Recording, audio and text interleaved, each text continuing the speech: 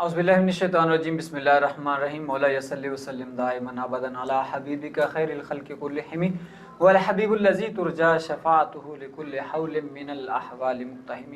मुअज़्ज़िज़ ख़वातीन व हज़रात, अस्सलामु अलैकुम व रहमतुल्लाहि व बरकातुहू। एक बार फिर मैं बात टीवी चैनल की तरफ से आपका मेज़बान ग़ुलाम मुर्तज़ा चिश्ती जतियाल प्रोग्राम माह सियाम की बरकतें लेके आपकी खिदमत में हाजिर हूँ। मुअज़्ज़िज़ नाज़रीन, यकीनन आप हमारे साथ अपनों की तरह जुड़े हुए हैं, प्रोग्राम देखते हैं, अप्रिशिएट करते हैं। बहुत खुशी होती है जब आपकी हौसला अफजाई मिलती है। जी नाज़रीन, प्रोग्राम में हम कोशिश करते हैं वक्तन फ़वक्तन सना खान हज़रात की खूबसूरत आवाज़ों में नात रसूल मकबूल सल्लल्लाहु अलैहि वसल्लम और ख़ूबसूरत दिलनशीन आवाज़ों के मालिक कुर्रा हज़रात के ज़ुबानी तिलावत कलाम इलाही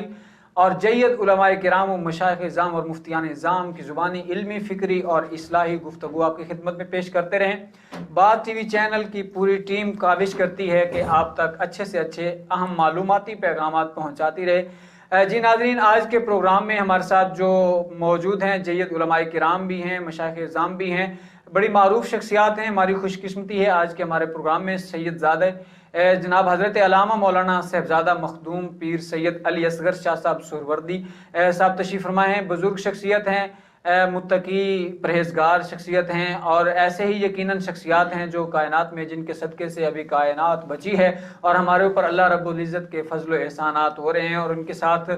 मौजूद हैं हज़रत अल्लामा मौलाना मोहम्मद बिलाल साहब, बड़ी अजीम शख्सियत आज हमारे साथ मौजूद हैं। नाज़रीन, आज का जो प्रोग्राम है दो अहम मौज़ूआत के मुतालिक हम डिस्कस करेंगे। एक उम्मुल मोमिनीन अम्मा आयशा सिद्दीक़ा रज़ियल्लाहु ताला अन्हा जो उम्मुल मोमिनीन हैं इस्लाम के हवाले से जिनकी अजीम खिदमात हैं, और दूसरा ग़ज़वा बदर जो है रमज़ानुल मुबारक में ही हुआ और इससे मुसलमानों को जो तक़वियत मिली इसके हवाले से भी आज डिस्कस करेंगे। आए चलते हैं मेहमानों की तरफ। सबसे पहले मैं पीरज़ादा सैयद अली असगर शाह साहब सुहरवर्दी की तरफ जाऊँगा। जी अस्सलामु अलैकुम व रहमतुल्लाहि व बरकातुहू। शाह साहब क़िबला, आप कैसे हैं? ठीक है, अल्हम्दुलिल्लाह अल्हम्दुलिल्लाह। सबसे पहले तो मैं आपका शुक्रगुजार हूँ पूरी टीम की तरफ से कि आपने आज हमें वक्त इनायत फरमाया और यकीनन हमें आज बड़ी खुशी हो रही है कि एक सैयदज़ादे आलिम बाअमल एक शेख तरीक़त के कदमों में बैठ के आज हमें कुछ सीखने को मिलेगा। हम बेहद मशकूर हैं कि आप तशरीफ़ लाए। अल्लाह पाक आपको सलामत रखे और दुआओं की दरख्वास्त है हमारे नाज़रीन के लिए भी। आपके इस चैनल को, बात टीवी को या इसके चैनल को अल्लाह तबारक और के तमाम मुताल्लिकीन को अल्लाह तबारक व तआला मज़ीद तरक्कियाँ अता फरमाए। अल्लाह ताला आपकी काविश को कबूल व मंजूर फरमाए। अल्लाह ताला आप पर रहम फरमाए। जी यकीनन आप बुज़ुर्गों की दुआएं हैं कि ये सिलसिला हमारा चल रहा है। हमारे साथ प्रोग्राम में दूसरे आलिम बाअमल मौजूद हैं, नौजवान मजहबी स्कॉलर हैं जनाब हज़रत अल्लामा मौलाना मोहम्मद बिलाल साहब जो कि ख़तीब हैं बहादुरपुर के और खैरुल मआद से जो है इन्होंने दरसियात हासिल की हैं। जी अस्सलामु अलैकुम व रहमतुल्लाह। कैसे हैं अल्लामा साहब? आप ठीक हैं? शुक्रगुजार हैं आपके कि आपने हमें टाइम इनायत फरमाया और एक बहुत अहम मौजू के ऊपर डिस्कशन के लिए आप तशरीफ़ लाए हैं। हम बात टीवी चैनल की पूरी टीम की तरफ से आपके शुक्रगुजार हैं। शुक्रिया शाह साहब, जैसा कि मैंने पहले भी अर्ज़ किया है कि आज का हमारा प्रोग्राम जो है वो उम्मुल मोमिनीन सैयदा तैयबा ताहिरा उम्मुल मोमिनीन अम्मा आयशा सिद्दीक़ा रज़ियल्लाहु ताला अन्हा के हवाले से है और ग़ज़वा बदर के हवाले से। तो सबसे पहले मैं कोशिश करूँगा कि उम्मुल मोमिनीन की खिदमत में हम खराज अक़ीदत पेश करें और उनकी जो ज़िंदगी बहुत इस्लाम के लिए उन्होंने जो गुजारी है, बड़ी कुर्बानियाँ हैं इस्लाम के लिए, बड़ी वाबस्तगी और बड़ी मोहब्बत, और कायनात की औरतों की सरदार हैं, उम्मुल मोमिनीन हैं, क्योंकि वो बड़ी खुशकिस्मत थी कि हुज़ूर अलैहिस्सलातु वस्सलाम के घर में उन्हें रहना नसीब हुआ। तो यकीनन उनकी हिस्ट्री, उनकी खिदमात तो बहुत अजीम हैं। बयान करते रहें तो ज़ुबानें थक जाएँ, लिखने बैठ जाएँ तो कलम ख़त्म हो जाएँ, स्याहियाँ ख़त्म हो जाएँ, मगर उनकी खिदमात दिन के लिए वो एक बाब भी मुकम्मल ना हो। तो थोड़े से वक्त में यकीनन हमारा प्रोग्राम मुख्तसर होता है, तो इस वक्त में हम कोशिश करेंगे कि खराज अक़ीदत पेश करें। तो आप उम्मुल मोमिनीन के हवाले से क्या फरमाएंगे उनकी माशाअल्लाह? जब आपने एक अहम मौजू की तरफ आपने इशारा फरमाया और हज़रत अम्मा आयशा सिद्दीक़ा रज़ियल्लाहु ताला अन्हा वो शख्सियत हैं जिन्होंने हर मौजू के एतबार से नबी पाक सल्लल्लाहु ताला अलैहि वसल्लम की तमाम ज़िंदगी और हज़ूर अलैहिस्सलातु वस्सलाम के खाना मुर्दारी और इसके साथ जो दीन का काम हज़रत आयशा सिद्दीक़ा रज़ियल्लाहु ताला अन्हा ने किया तो वो बेमिसाल है। क्योंकि हम जब अहादीस नबी पढ़ाना शुरू करते हैं, पढ़ाते हैं तलबा को, तो हमें कसरत से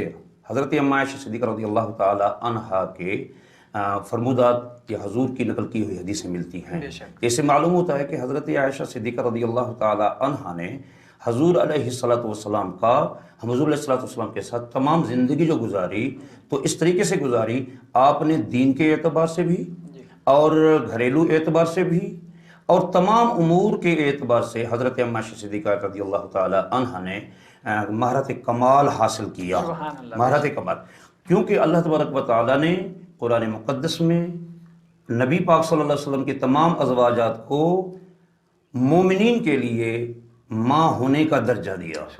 تو حضرت عائشہ صدیقہ رضی اللہ تعالی عنہا حضور کی وہ پیاری بیوی ہے، حضور کی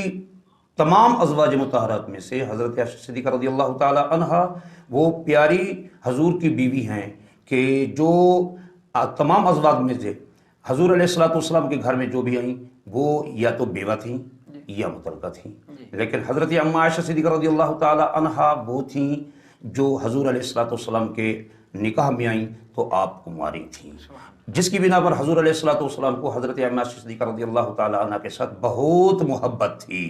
حتیٰ کہ وہ حدیث جو بخاری مسلم میں ہے کہ حضرت اما عائشہ صدیقہ رضی اللہ تعالی عنہا فرماتی ہیں کہ حضور علیہ الصلوۃ والسلام کی آخری ایام جس میں حضور علیہ الصلوۃ والسلام نے فرمایا تھا مرو ابا بکر فلیصلی، کہ ابو بکر کو کہیے کہ وہ میرے صحابہ کو نماز پڑھائے، تو اس وقت بھی نبی پاک صلی اللہ علیہ وسلم حضرت اما عائشہ صدیقہ رضی اللہ تعالی عنہا کے حجرے میں تھے، اور حضور کیا جب وصال مبارک ہوا تو وہ بھی حضرت اما عائشہ صدیقہ رضی اللہ تعالی عنہا کے سینہ اقدس پر ہوا۔ اما عائشہ صدیقہ رضی اللہ تعالی عنہ فرماتی ہیں نبی پاک صلی اللہ علیہ وسلم کا جب وصال مبارک ہوا تھا تو حضور علیہ الصلوۃ والسلام کا سر مبارک میرے سینے پر تھا، تو یہ بہت بڑی عظیم بات ہے اور حضرت عائشہ صدیقہ رضی اللہ تعالی عنہ کا بہت عظیم مقام اور مرتبہ ہے۔ سبحان اللہ، جس طرح ناظرین شاہ صاحب قبلہ فرما رہے ہیں، یقیناً بڑی عظیم شخصیت ہیں، گہرا مطالعہ رکھنے والی عظیم شخصیت جو مدرسہ عربیہ فیض العلوم کے صدر مدرس بھی ہیں، شعبہ کتب اور شعبہ حفظ کا سلسلہ چلا رہے ہیں، عظیم علمی درسگاہ کے محتمم بھی ہیں، مدرس بھی ہیں، بڑی خوبصورت گفتگو فرما رہے تھے صاحبزادہ علی اصغر شاہ صاحب سہروردی کہ ام المومنین اما عائشہ صدیقہ رضی اللہ تعالیٰ عنہ کو بڑا مقام حاصل ہے اسلام کے اندر، اور شاہ صاحب قبلہ ہم دیکھتے ہیں کہ ان کے اوپر الزام تراشی بھی ہوئی، حالانکہ بڑی ان کی خدمات ہیں، الزام تراشی ہوئی اور قرآن مقدس نے ان کی گواہی دی، ان کی طہارت کی۔ تو دیکھیے کہ اس میں ہر چیز کا ایک ماخذ ہوتا ہے، دلیل کے اعتبار سے ہر چیز کا ایک ماخذ ہوتا ہے۔ ہمارے اسلام میں وہ سب سے پہلا ہر دلیل کا ماخذ جو ہے وہ قرآن مقدس ہے، اور قرآن مقدس کے بعد احادیث نبوی ہے، احادیث نبوی کے بعد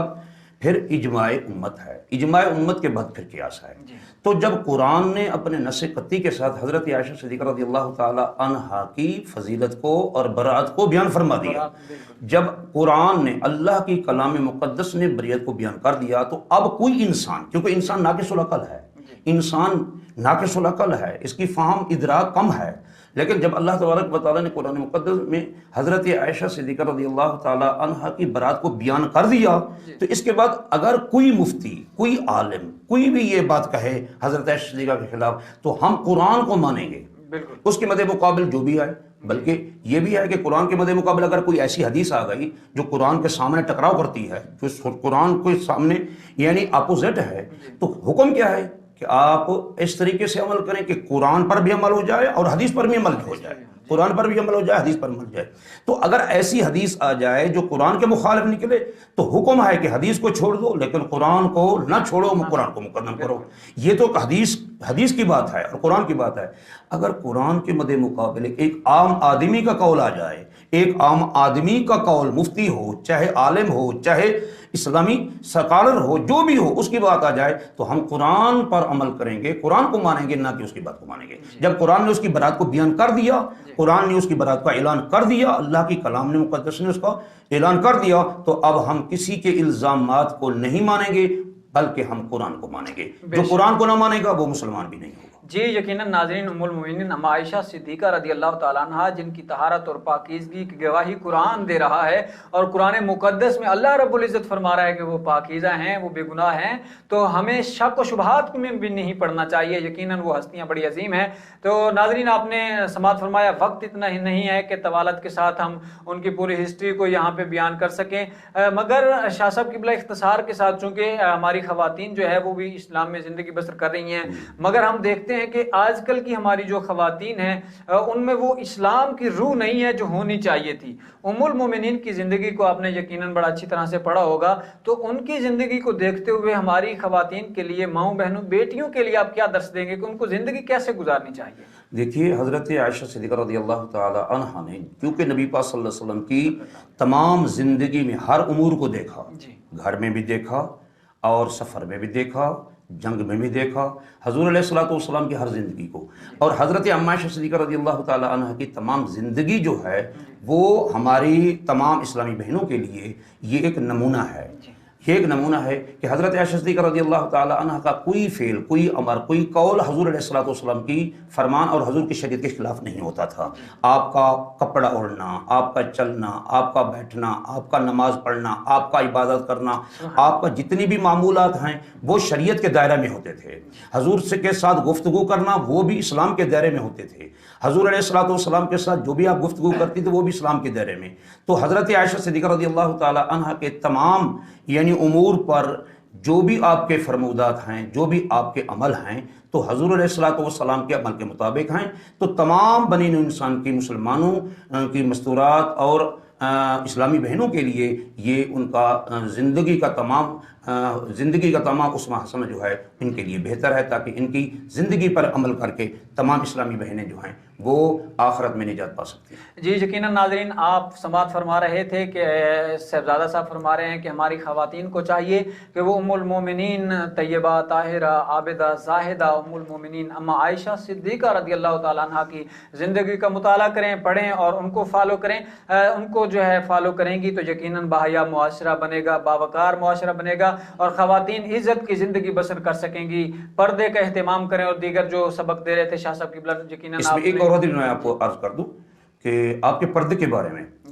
حضرت عائشہ صدیقہ, جو مشکاہ شریف میں بھی حدیث موجود ہے, حضرت عائشہ صدیقہ رضی اللہ تعالی عنہ فرماتی ہیں کہ جب نبی پاک صلی اللہ علیہ وسلم کا وصال مبارکہ ہوا تو حضور علیہ الصلوۃ والسلام کو حضرت عائشہ صدیقہ کے حجرے میں آپ کو جب دفن کیا گیا تو حضرت عائشہ صدیقہ رضی اللہ تعالی عنہ جب حضور علیہ الصلوۃ والسلام کے روضہ اطہر پر جاتی تھیں تو آپ اپنے چہرے سے پردے کو اتار دیتیں. اس کے بعد جب حضرت ابو بکر صدیق رضی اللہ تعالی عنہ وہاں مدفون ہوئے تو آپ جب حضور کے روضے پر جاتی اور اپنے والد کی قبر پر جاتی, حضرت ابو بکر صدیق رضی اللہ تعالی عنہ کی قبر پر, تو آپ اس وقت بھی اپنے چہرے سے پردے کو اتار دیتی. لیکن جب حضرت عمر بن خطاب رضی اللہ تعالی عنہ کا آپ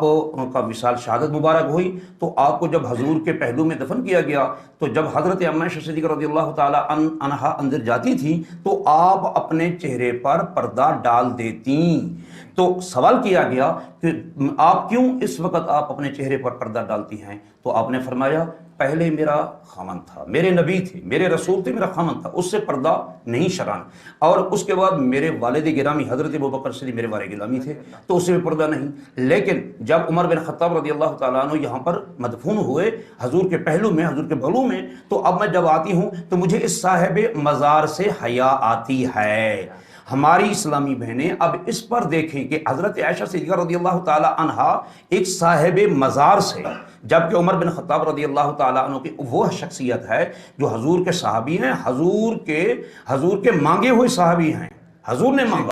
مانگا. تو اب حضرت عائشہ صدیقہ رضی اللہ تعالی عنہا جب ان کی مزار مبارک میں جاتی ہیں تو اپنے چہرے پر پردہ کر لیتی ہیں. تو ہماری اسلامی بہنیں جو آج کل کا جو دستور چل رہا ہے, آج کل کا جو معمول چل رہا ہے بازاروں میں اور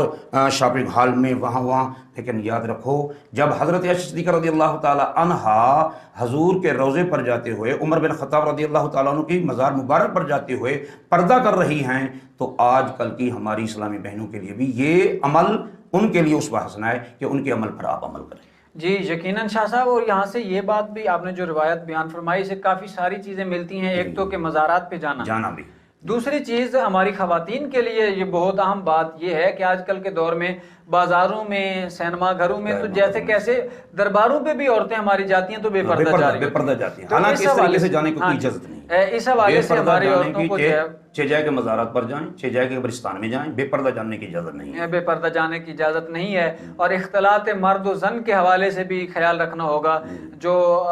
درباروں کے سجادگان ہیں یا علماء کرام ہیں، تو ان کو یہ چیز یہ پہلو بھی اجاگر کرنا چاہیے کہ ہماری خواتین کو اختلاط مرد و زن کا جو ہے خیال رکھنا چاہیے، بچنا چاہیے اس سے۔ تو جی یقیناً یہ بڑا طویل ٹاپک ہے، ڈسکس کرتے رہیں تو دن اور راتیں بیت جائیں، مگر آگے چلتے ہیں۔ ہمارے ساتھ علامہ محمد بلال صاحب خیر المعاد سے فارغ التحصیل ہیں، بہادر پور سے خطیب ہیں، ہمارے ساتھ موجود ہیں۔ علامہ صاحب، ہم آپ سے چند سوالات کریں گے غزوہ بدر کے حوالے سے۔ غزوہ بدر اسلام کے اندر بڑی اہمیت رکھتا ہے، اور اس کے بعد اسلام کو بڑی تقویت ملی ہے۔ تھوڑی سی مسلمانوں کی تعداد، کفار کی اتنی کثیر تعداد تھی، اور اللہ رب العزت کی نصرت نازل ہو رہی ہے۔ تو آپ اس کو کیسے دیکھتے ہیں؟ غزوہ بدر کب ہوا اور کیوں ہوا، اس حوالے سے آپ بتائیں گے۔ بسم اللہ الرحمن الرحیم، الصلاۃ والسلام علیک یا سیدی یا رسول اللہ وعلی آلک و اصحابک یا سیدی یا خاتم النبیین۔ میرے انتہائی محترم حاضرین و ناظرین، یہ رمضان المبارک کا مقدس مہینہ جس میں رحمت کے دروازے کھل جاتے ہیں، سبحان اللہ، آسمانوں کے دروازے کھل جاتے ہیں، شیاطین کو جکڑ دیا جاتا ہے، جہنم کے دروازے بند کر دیے جاتے ہیں۔ اس مہینے کو میرے کریم آقا صلی اللہ تعالی علیہ وآلہ وسلم نے مبارک فرمایا۔ سبحان اللہ۔ اس ماہ مقدس کی 17 تاریخ کو ہجرت کے دوسرے سال بدر کے مقام پر، جو مدینہ منورہ سے تقریباً 80 میل کے فاصلے پر ایک علاقے کا نام ہے، وہاں پر یہ بدر کا علاقہ ہے۔ تو اس جگہ پر یہ حق و باطل کا پہلا عظیم معرکہ ہوا، جس میں اللہ رب العزت نے مسلمانوں کو کامیابی عطا فرمائی اور کفار کو ذلت و رسوائی کا سامنا کرنا پڑا۔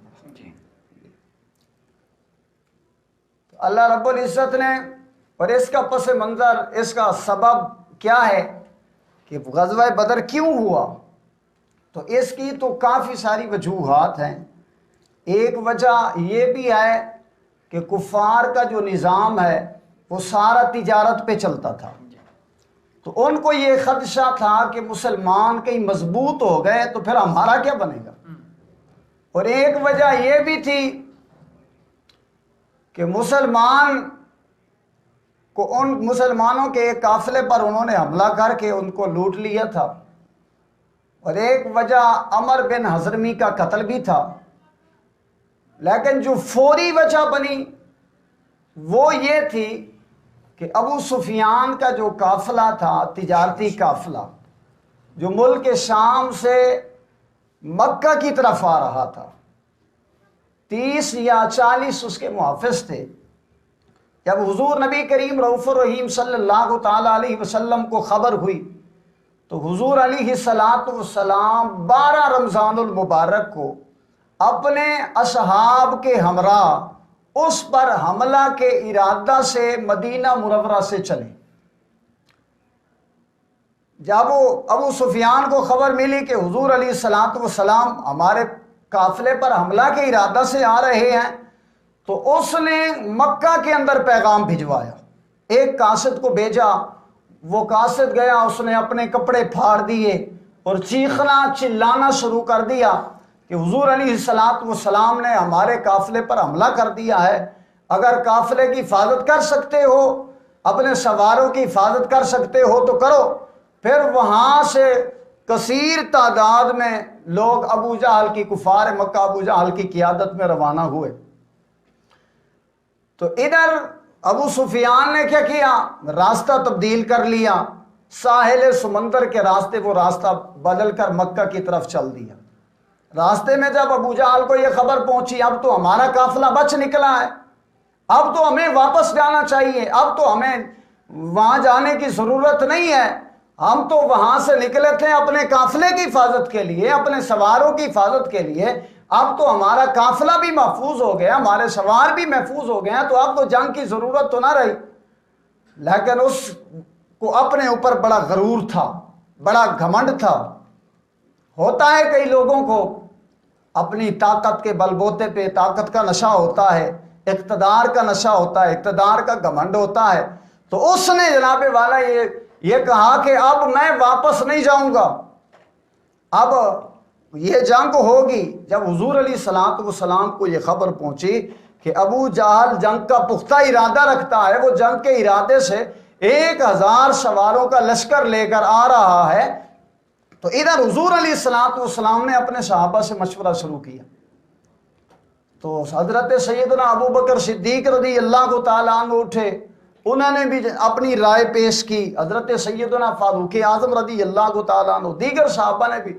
حضرت سعد بن معاذ کھڑے ہوئے رضی اللہ تعالیٰ عنہ۔ تو انہوں نے کہا کہ حضور آپ اگر حکم ارشاد فرمائیں تو ہم سمندر میں کود پڑے۔ اور حضرت مقداد کھڑے ہوئے،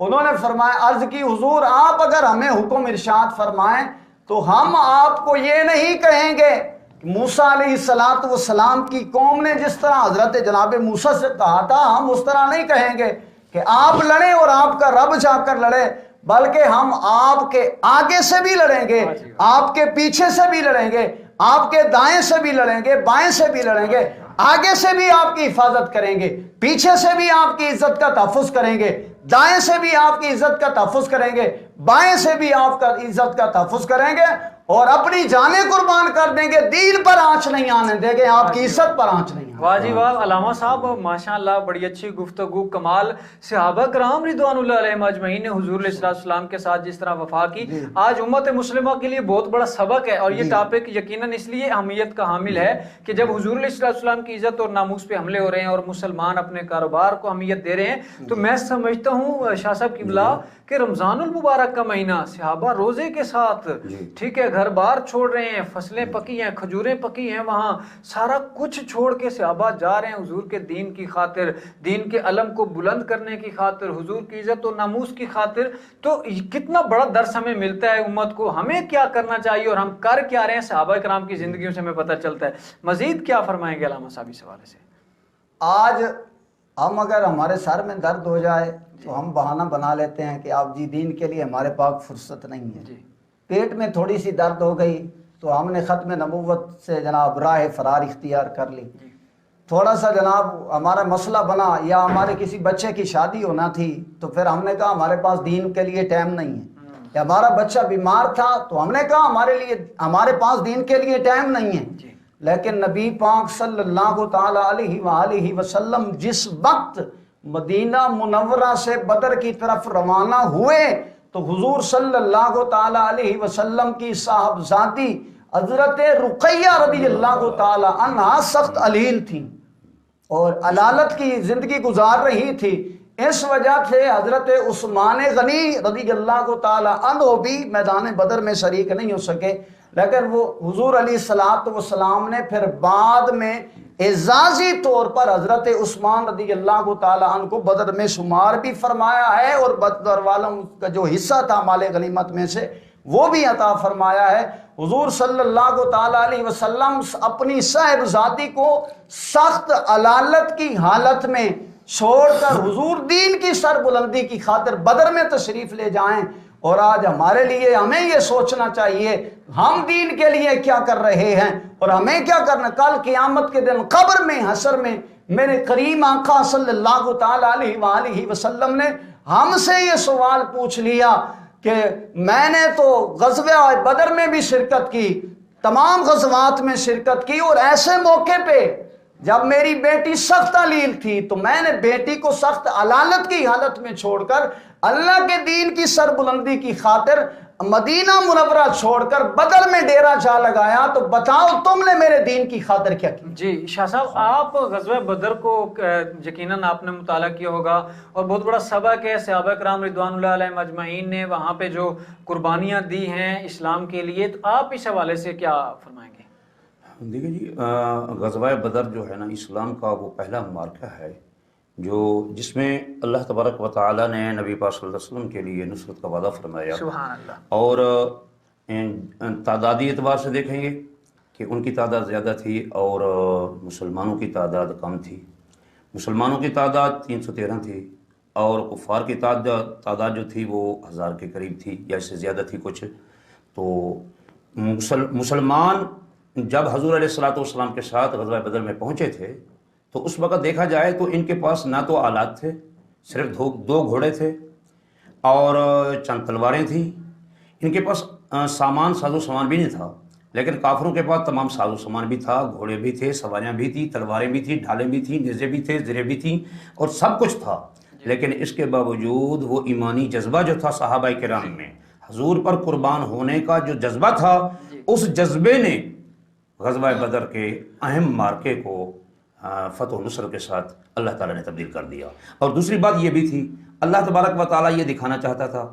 کہ اے میرے محبوب کے غلاموں، یہ یاد رکھنا، کیونکہ غزوہ احد میں صحابہ کرام کی تعداد زیادہ تھی، صحابہ نے کہا، اپنے دل میں سوچا کہ اب ہم غالب ہو جائیں گے، لیکن غزوہ بدر میں مسلمان کی تعداد کم تھی۔ تو یہاں پر اللہ تبارک و تعالیٰ نے دکھلا دیا کہ اے مسلمانوں،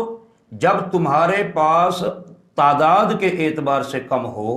لیکن تمہارا توکل اللہ کی ذات پر ہو، وَمَن يَتَوَكَّلْ عَلَى اللَّهِ فَهُوَ حَسْبُهُ، جو اللہ پر بھروسہ کرتا ہے اللہ اس کو کافی ہے۔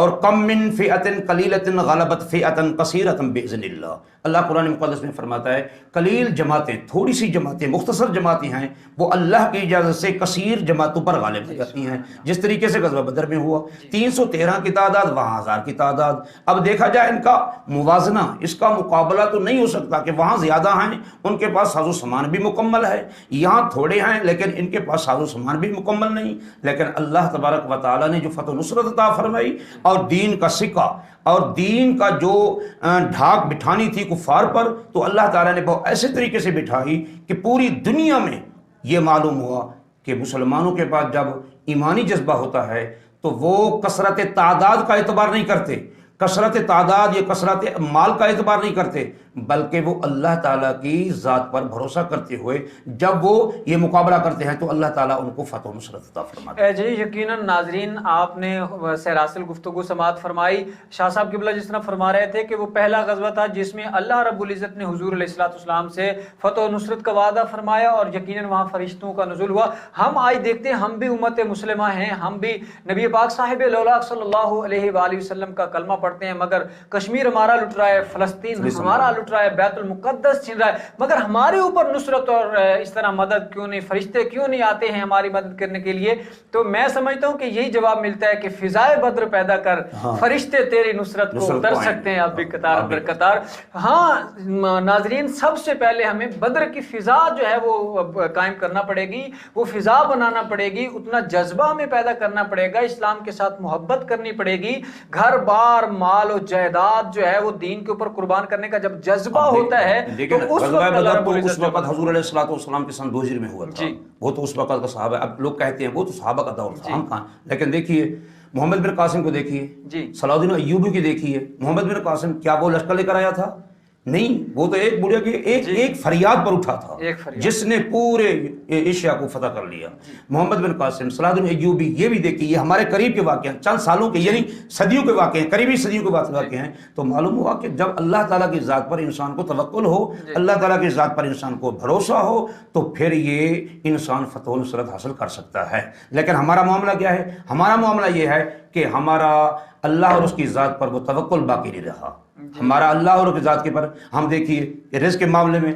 ہم رزق کے معاملے میں بہت پریشان ہیں، حالانکہ اللہ تعالیٰ فرماتا ہے کہ وَمَا مِن دَابَّةٍ فِي الْأَرْضِ إِلَّا عَلَى اللَّهِ رِزْقُهَا، زمین پر جو بھی چیز چلتی ہے اس کا رزق اللہ کے ذمہ ہے، تو ہمیں اللہ کی ذات پر توکل نہیں۔ ہم انسان کیا کہتے ہیں؟ ہمارے پاس رزق نہیں ہوگا، ہمارے پاس نہیں آئے گا، لیکن نہیں، انسان کو اللہ کی ذات پر توکل کرنا چاہیے، بھروسہ کرنا چاہیے۔ جب اللہ کی ذات پر بھروسہ کرے گا تو اللہ تعالیٰ اس کو رزق بھی دے گا۔ اسی طریقے سے اگر دینی معاملات میں جہاد کے اعتبار سے، دین کے الہ کلمۃ اللہ کے اعتبار سے، جب اللہ اس کے رسول کے فرمان پر انسان کما حق عمل کرے گا، ظاہر اور باطن ہم نے تو ظاہر تو اللہ اور اس کے رسول کے سامنے کوشش کی اپنے ظاہر کو لانے کی، ظاہر پر عمل کرنے کی، لیکن ہمارا باطن اس طریقے سے نہیں، ہمارا باطن اس طریقے سے نہیں، بات بنتی ہے باطن پر۔ اس لیے ایک اور حدیث کی طرف میں آپ کی اشارہ کرنا چاہتا ہوں کہ نبی پاک صلی اللہ علیہ وسلم نے فرمایا کہ ان اللہ لا ينظر الى صورکم و اموالکم، بے شک اللہ تبارک و تعالیٰ تمہاری صورتوں کو اور تمہارے مال کی طرف نظر نہیں کرتا۔ ان اللہ لا ينظر الى صورکم، اللہ تمہاری صورتوں کی طرف نہیں دیتا، وہ اموالکم، اور تمہارے مال کی طرف نہیں دیتا کہ کثرت مال ہے یا نہیں، تمہارے پر اتنی جگیر اتنی مال ہے نہیں۔ فرمایا حضور صلی اللہ علیہ وسلم نے ولکن ينظر الى قلوبکم واعمالکم، اللہ تمہارے دل کو دیکھنا چاہتا ہے، تمہارے دل میں کیا ہے اور تمہارا عمل کیسا ہے۔ اب ہمارے دل میں وہ عمل نہیں رہا، ہمارا دل وہ نہیں رہا جو صحابہ کرام کا دل تھا، قربانی کا جذبے سے سرشار، اور قربانی کے جذبے سے وہ ہماتن حضور کی بارگاہ میں حاضر رہتے تھے۔ ہمارا ظاہر اور ہے، ہمارا باطن اور ہے، ہمارے دل میں اور ہے، ہمارے ذہن میں اور ہے۔ جب یہ چیز متضاد ہیں تو جس کی بنا پر ہم مسلمان مغلوبیت کی شکار ہیں۔ اگر ہمارا ظاہر اور ہمارا باطن حضور علیہ الصلوۃ والسلام کے فرمان کے مطابق ہو تو انشاءاللہ آج بھی ہم فتح و نصرت حاصل کر سکتے۔ جی علامہ صاحب، جس طرح شاہ صاحب قبلہ فرما رہے تھے کہ مسلمانوں کے پاس نہ جنگی ساز و سامان تھا، نہ اتنی تعداد تھی، حالانکہ کفار کے پاس تلواریں بھی تھی، نیزے، سب کچھ تھا، تعداد بھی زیادہ تھی، مگر پھر بھی ہم دیکھتے ہیں کہ مسلمان میدان جہاد میں کود پڑتے ہیں۔ تو آپ کیا دیکھتے ہیں آج کل ہمارے مسلمانوں کے پاس جو ہے وہ ایٹمی طاقت بھی ہے، مسلمان تعداد میں بھی ہیں، تو پھر بھی پیچھے ہیں، کشمیر لٹتا دکھائی دیتا ہے، فلسطین سارا کچھ، ہم صرف بیان بازی تک رہتے ہیں۔ آخر کون سی ایسی چیز ہے جو صحابہ کے پاس تھی ہمارے پاس نہیں ہے، ہم پیچھے رہ رہے ہیں؟ دیکھیں اللہ رب العزت قرآن کریم میں ارشاد فرماتا ہے یا ایھا الذین آمنوا ان تنصروا اللہ ینصرکم، میں اے ایمان والو تم اللہ کی مدد کرو، یعنی اللہ کے دین کی مدد کرو، اللہ رب العزت تمہاری مدد فرمائے گا۔ جب حضور علیہ السلام کے صحابہ اللہ کی دین کی مدد کے لیے میدان بدر کی طرف چل پڑے تو پھر اللہ رب العزت نے ان پر کس طرح انعامات کی بارش فرمائی۔ اللہ رب العزت قرآن میں فرماتا ہے اذ یغشیکم النعاس امنۃ منہ وینزل علیکم من السماء، تو اللہ رب العزت نے ان پر اونگ بھی طاری کر دی، حالانکہ جب دشمن سامنے کھڑا ہو اور 3 قسم کا ہتھیار لے کر وہ سامنے کھڑا ہو تو انسان کو اپنی جان کی پڑی ہوتی ہے، تو ایسے موقع پہ اونگ آ جانا یہ اللہ رب العزت کی نصرت کی دلیل تھی۔ جی یقیناً جس طرح علامہ صاحب فرما رہے ہیں، اس کا مطلب یہ ہے کہ کشمیر کی طرف بڑھنا پڑے گا تو تبھی کشمیر جی مدد تب آئے گی جب ہم میدان میں اتریں گے۔ حضور صلی اللہ تعالیٰ علیہ وسلم کے صحابہ جب بدر میں پہنچے تو اللہ رب العزت کی طرف سے نصرت بعد میں آئی، تو پہلے میدان میں کودنا پڑتا ہے، مدد تب آتی ہے۔ گھر بیٹھے بیٹھے اللہ رب العزت کی طرف سے مدد و نصرت نہیں آتی، تو پھر وہاں اللہ رب العزت نے ان پر اونگ بھی طاری کر دی۔ تو کفار چونکہ پہلے پہنچ چکے تھے، وہاں جو کنواں تھا انہوں نے اس پر پہلے ڈیرہ جما لیا تھا، تو اب پانی کا پرابلم ہو رہا تھا، تو اللہ رب العزت نے اپنے فضل و کرم سے آسمان سے ان پر پانی برسا دیا، انہوں نے پیا بھی، وضو بھی کیا، وضو تجدید فرمایا، غسل فرمایا، تو اللہ رب العزت نے یہ اہتمام اپنے فضل و کرم سے کر دیا، اور اللہ رب العزت نے ان کے دلوں کو مزید مضبوط کر دیا۔ جی اور اللہ رب جی ناظرین، جس طرح علامہ صاحب فرما رہے ہیں کہ میدان میں اتریں گے تو پھر اللہ کی مدد آئے گی۔ یقیناً مسلمانوں کو آج ایک جذبے اور لیکن اس میں ایک اور مدد بھی تھی، وہ جو معوذ اور معاذ، وہ تو صحابی جن کی کم سنی تھی، وہ بچے تھے، تقریباً ایک کی عمر 9 سال یا 11 سال یا 11 سال 13 سال، مختلف روایتوں کی اعتبار سے۔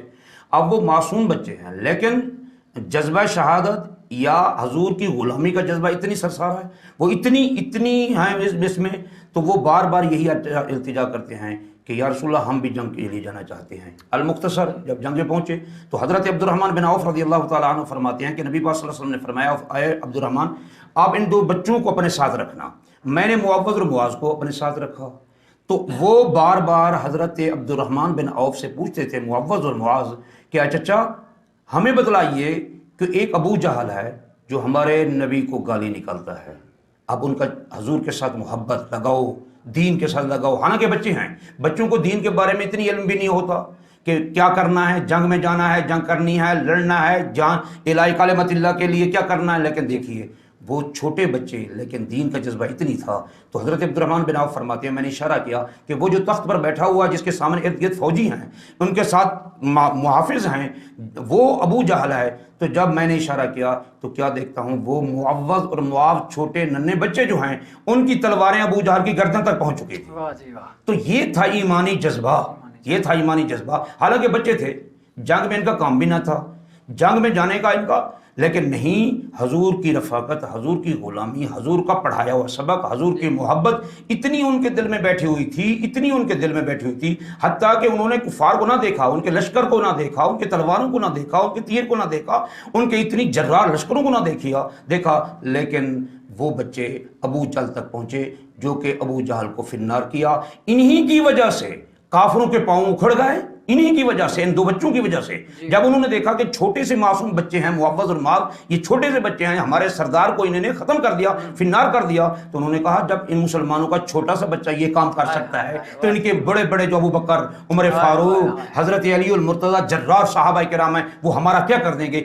جس کی بنا پر ان کا پاؤں اکھڑ گئے اور 70 ان کا کافر مارا گیا، 70 ان کا قیدی ہوا، جس کی بنا پر اللہ تعالیٰ نے اسلام کی ٹھاک بٹا دی تمام عرب والوں پر، تمام کفار مکہ پر، تمام مشرکین مکہ پر. اللہ تعالیٰ نے اسلام کا بول بالا فرما دیا. یقیناً اب بھی کفار جو ہے وہ جب اس تاریخ کو پڑھتے ہیں تو وہ کانپ جاتے ہیں کہ مسلمانوں کے اگر چھوٹے چھوٹے بچے اتنے طاقتور ہیں اور اتنے جرأت مند ہیں تو جوانوں کا عالم کیا ہوگا. جی علامہ صاحب اختتام کی طرف چلتے ہیں. آپ غزوہ بدر سے کیا سبق اخذ کرتے ہیں؟ سبق ہمیں کیا ملتا ہے؟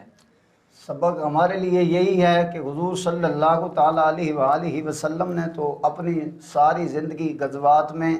اور دین اسلام کی خدمت کے لیے گزار دی، اور حضور علیہ الصلوۃ والسلام کے صحابہ نے بھی پہلے ہجرت کی،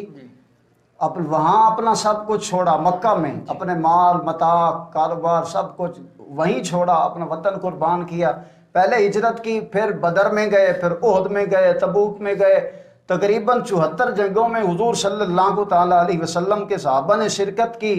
اور دین مصطفی صلی اللہ تعالیٰ علیہ وآلہ وسلم کی سر بلندی کی خاطر یہ کام انہوں نے کیا. تو حضور صلی اللہ تعالیٰ علیہ وسلم کے دین کی خاطر انہوں نے اپنا سب کچھ قربان کر دیا. اب حضور صلی اللہ تعالیٰ علیہ وسلم کے صحابہ نے دوبارہ نہیں آنا اس دنیا پہ. اب یہ ہماری ذمہ داری ہے، ہماری ڈیوٹی ہے. اب ہم نے دیکھنا ہے کہ ہم نے دین مصطفی صلی اللہ تعالیٰ علیہ وسلم کی سربلندی کی خاطر کیا کردار ادا کرنا ہے، کس طرح ہمیں حضور صلی اللہ تعالیٰ علیہ وسلم کے دین کو اجاگر کرنا ہے، دین کے خلاف ہونے والی سازشوں کو بے نقاب کس طرح کرنا ہے، دین کے خلاف ہونے والے حملوں کو کس طرح روکنا ہے، حضور کی عزت پر ہونے والے حملوں کو ہم نے کس طرح روکنا ہے. یہ حضور صلی اللہ تعالیٰ علیہ وسلم کے صحابہ نے ہمیں درس دیا، بلکہ حضور کے صحابہ نے بدر میں حضور کی عزت کا تحفظ کس طرح کیا. حضرت علی فرماتے ہیں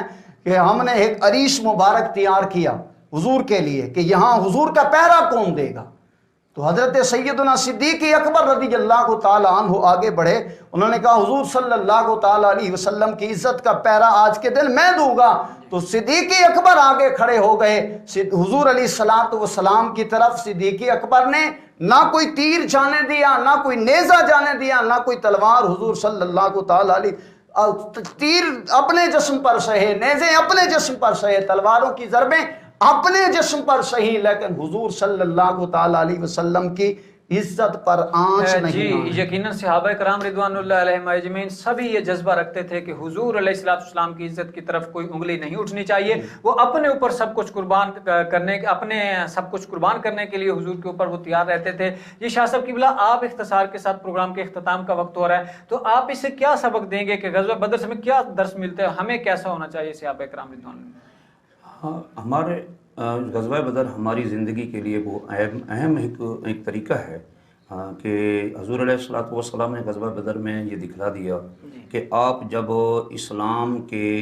مخالف یا اسلام کے دشمن اسلام پر وہ وار کرنا چاہیں تو آپ ہر طریقے سے، مالی طریقے پر بھی، جانی طریقے پر بھی اور اولاد کے طریقے پر بھی، ہر طریقے سے آپ ان پر جان قربان کریں. جی شاہ صاحب قبلہ، ہمارے پاس ٹیبل پہ سوال موجود ہیں، ان میں سے چند ایک کروں گا، پروگرام کے اختتام کا وقت ہو جاتا ہے. ہماری ایک اسلامی بہن نے سوال بھیجا ہے کہ انہوں نے خواب میں دانت ٹوٹتے دیکھیں، اس کی تعبیر کیا ہوگی؟ ڈانٹ ٹوٹنے کی تعبیر تو یہ ہے، کیونکہ تعبیر رویہ جو ہوتی ہے نا، خواب کی تعبیر جو ہوتی ہے نا، تو ڈانٹ ٹوٹنے کی یہ ہے کہ یہ تکلیف کو کوئی علامت ہے، کیونکہ ڈانٹ ٹوٹ جانا اس میں خون بھی بہتا ہے، تو یہ ایک تکلیف کی علامت ہوتی ہے۔ آپ ایسا کریں، اس کے لیے کوئی صدقہ خیرات کر دیں، حسب توفیق، جتنی بھی توفیق ہو صدقہ خیرات کر دیں، اللہ تبارک و تعالیٰ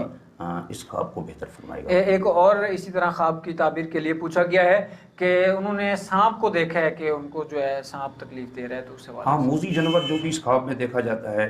چاہے کہ وہ سانپ ہو یا شیر ہو یا بچھو ہو، تو یہ دشمن کی علامت ہوتی ہے کہ اگر وہ آپ کو ڈس جائے یا آپ پر حملہ کر جائے تو اس کی تعبیر یہ ہوتی ہے کہ وہ دشمن آپ پر کامیاب ہو جائے گا۔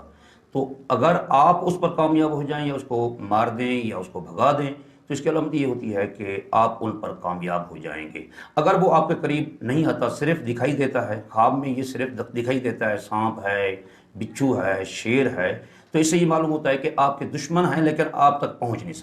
نہیں سکتے۔ جی ناظرین، آپ نے سیر حاصل گفتگو سماعت فرمائی پیر طریقت رہبر شریعت حضرت علامہ مولانا صاحبزادہ مخدوم پیر سید علی اصغر شاہ صاحب سہروردی کی زبانی، اور ان کے ساتھ موجود تھے حضرت علامہ مولانا محمد بلال صاحب۔ بہت ہی اچھی گفتگو اور بہت اچھا سبق ہمیں دے رہے تھے کہ غزوہ بدر سے ہمیں کیا سبق ملتا ہے، اور ام المومنین سیدہ کائنات سیدہ اما عائشہ صدیقہ رضی اللہ تعالیٰ عنہ کی طہارت سے، ان کی تطہیر سے ہمیں کیا سبق ملتا ہے۔ ہماری ماؤں بہنوں کے لیے اس سے بہت بڑا سبق شاہ صاحب قبلہ نے دیا، اور غزوہ بدر سے علامہ صاحب نے بہت اچھے درس ہمارے سامنے پیش کیے ہیں۔ یقیناً ناظرین، ہمارے لیے آج کا یہ پروگرام بہت اہم تھا، آج کا سیگمنٹ جو ہے وہ بہت اہمیت کا حامل تھا۔ یقیناً ناظرین، آپ بھی بہت خوش ہوں گے۔ دیکھتے رہیے بات ٹی وی چینل پر پروگرام ماہ صیام کی برکتیں، اپنے میزبان غلام مرتضیٰ چشتی جتیال کے ساتھ۔ آج اجازت دیجیے، کل پھر حاضر ہوں گے اہم پیغامات کے ساتھ۔ ایک دفعہ پھر میں اپنے مہمانان گرامی کا شکریہ ادا کرتا ہوں بات ٹی وی چینل کی پوری ٹیم کی طرف سے کہ آپ تشریف لائے، از حد شکر گزار ہیں آپ کے۔ جی ناظرین، آج اجازت دیجیے، کل پھر حاضر ہوں گے اہم پیغامات کے ساتھ۔ السلام علیکم ورحمۃ اللہ وبرکاتہ۔